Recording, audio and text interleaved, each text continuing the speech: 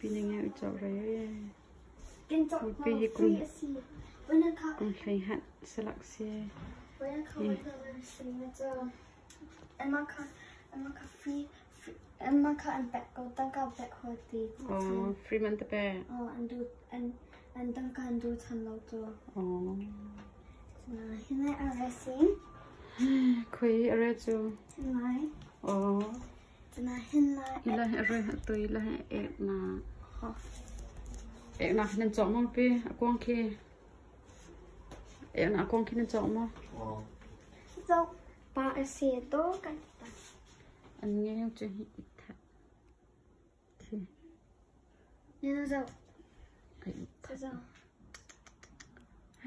nghe mà ôi anh đun nên khó hả nên nó dâu thâu lên nó thâu khâu sẽ là mông kì rồi anh lạc tìm chứ hy vọng anh tốt na anh mong anh men mình chỉ hy vọng rất là anh tốt na anh mong Asia không nên cái sim cái ha cái search cho cái nó khá là attack lên câu cho cái hello attack một cái hello sao cái rồi mong lo anh nghe cho nó đủ mà nghe cho nó đủ mà cái phi cả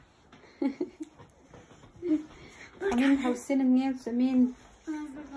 Nagi. Nakita ka namin sa... Tata. Aduto. Kahalo hita. Ito nakita siya sa upe. Nakita sulam hisi. Nakita sulam hisi. Hello. Sulam law. Min long sito. Min to sulam law. Pero. Amang maman. Amang apelo mi aman ni. Ui đu nó nghe. Oh, it moved. Pero.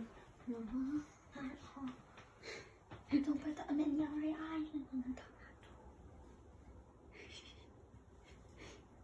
Hy vọng ổn. Mình anh em.